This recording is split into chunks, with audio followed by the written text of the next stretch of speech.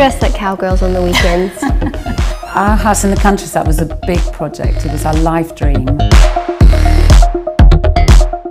Valentino, marry me for these shoes. I like to wear things that are a little bit theatrical, a little bit magical.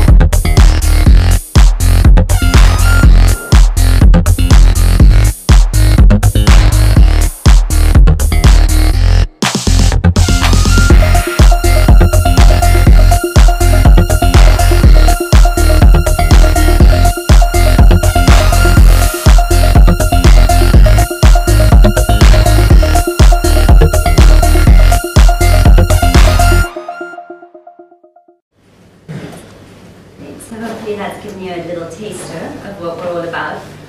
In the brief for this evening, actually I was reading an interesting stat which said that actually sales for clothes in the UK are online are larger now than books and music combined, which is fascinating given that in the early days of the internet, skeptics said that perhaps books might sell, maybe music, but never clothing. You would have to for sure try it on. We all know now that the high street has to reinvent itself.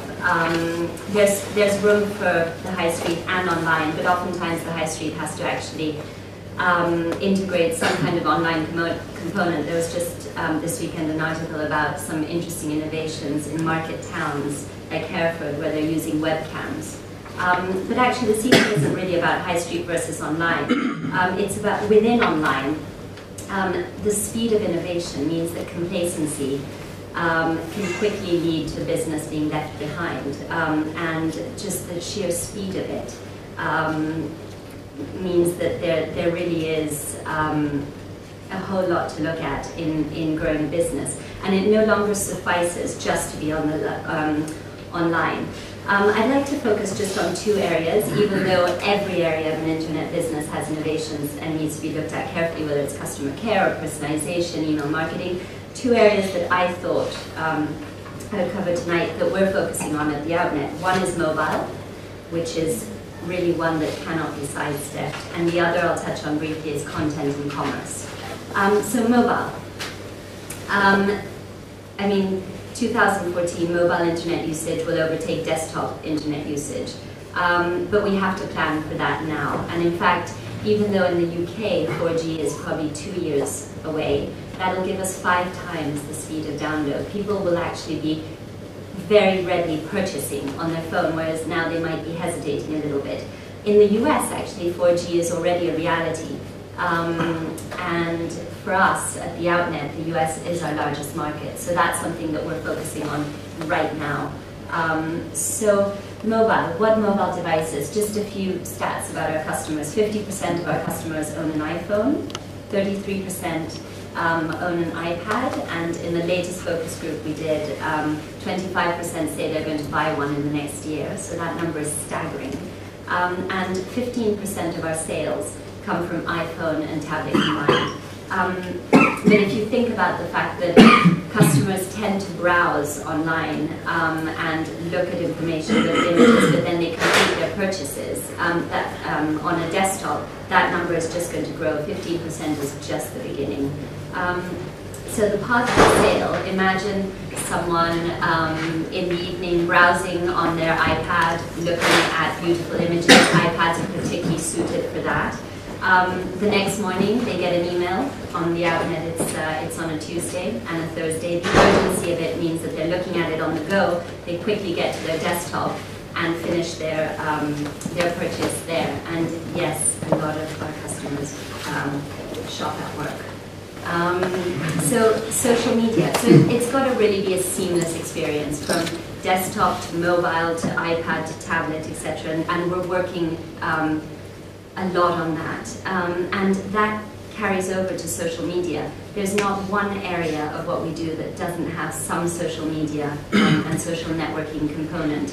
I thought that stat was pretty staggering as well, and given that it's probably even higher for the younger generation, we have to really plan for that as well. So we have sharing functionality on everything we do, and a lot of the best startups that we're seeing now have that sort of social networking aspect. So mobile, what have we done? very early on, we did a mobile optimized website instead of an app. And I'm often asked why we did one over the other, and we felt that it was the lowest hanging fruit. It was the best reach early on for all our customers. For a lot of the entrepreneurs in the room, actually, I think something that perhaps I've taken away from the experience of the Outnet, we're only 3 years old. We'll celebrate our 3rd birthday in April. Even though we're part of a larger group, the Net-a-Porter group, we really are, and were 3 years ago, a true startup. So some of the benefits is that you can harness some of the lessons learned from these new technologies. Companies like Net-a-Porter, which launched 10 years ago, had to contend with some very early technology and had to adapt as we go. Now, we're seeing the future of this technology, so that's a real benefit. On the flip side, though, and we've experienced this on the Outnet, there's a lot of catch-up to play very, very quickly, and it feels like this constant treadmill of, you're just about getting to where you're supposed to be, covering your bases, and there's some new innovation. So it keeps it exciting, but I thought for the entrepreneurs in the room, there are benefits to it. So mobile optimized website, early on, we've taken it in-house again. We started with a third party just to get it up and running, and that's another thing that we found as a startup. Oftentimes bringing a third party in early on is a great way to just get things going. Then we launched an iPhone app called StyleCred. The sort of nature of an app oftentimes is it's very specific, and it targets a certain customer or a certain audience, or has a certain functionality. And this was to target our younger audience. It's a sharing app, and it allows people to share outfits. And so we have found that our younger audience loves it. Of course, it's transactional and you can shop, but it's a way for us to get the word out. So what's next? A new iPhone app, very much around shoppability, and around apps and mobile, it's really using, harnessing mobile technology, what is specific to mobile. So for example, things like geo-targeting, or the fact that mobiles have cameras. How can we adapt that? So without spilling the beans too much on what we're doing, I think it's important to look at what defines mobile.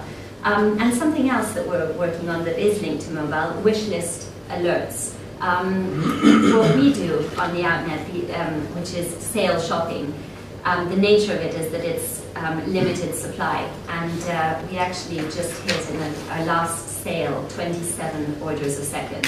So people are pretty quick off the mark.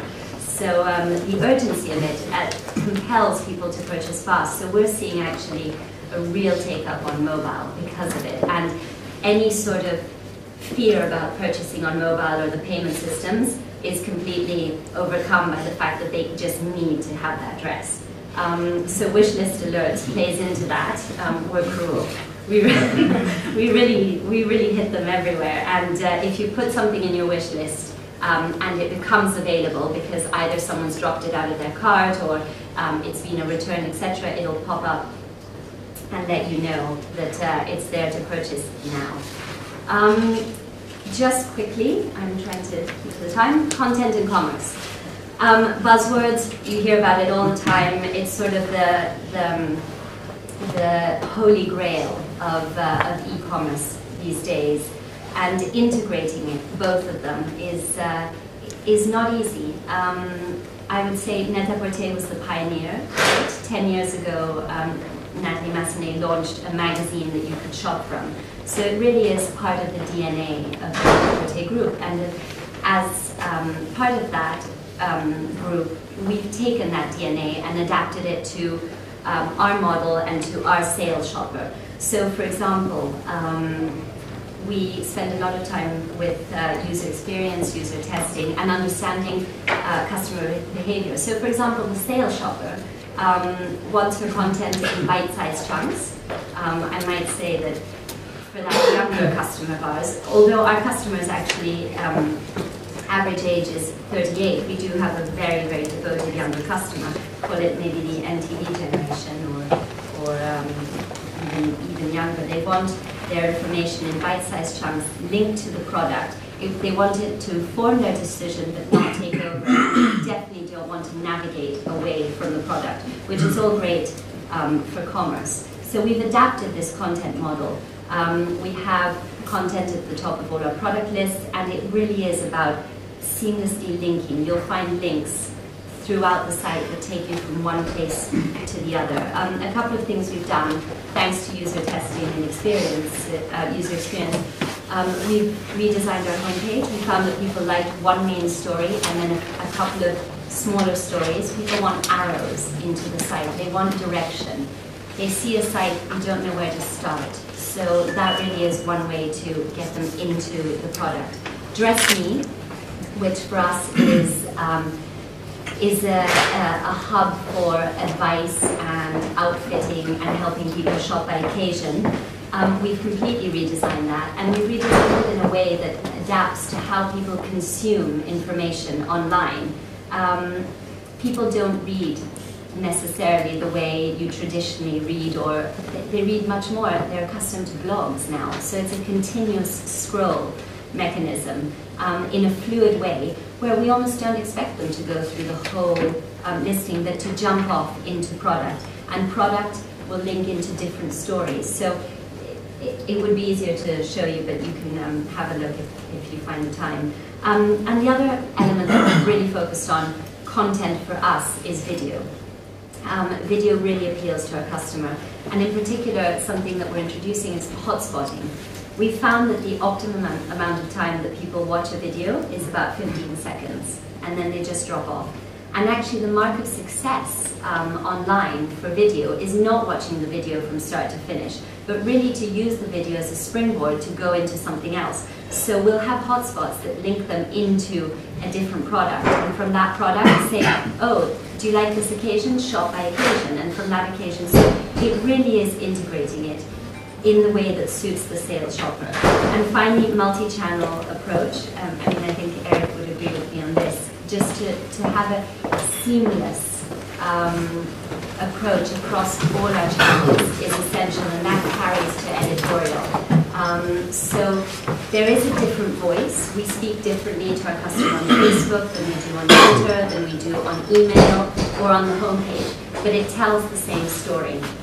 And it's important to adapt to all the channels. So that does require a team that is specialized in the different areas. But it's something that is really paying dividends for us, because we are seeing our social media becoming a sales channel as well. So not to take up more time, but I thought I just focused on two areas. I hope that gave you a little bit of an insight into what we're doing, and then I can answer questions or speak more generally later. Thank you.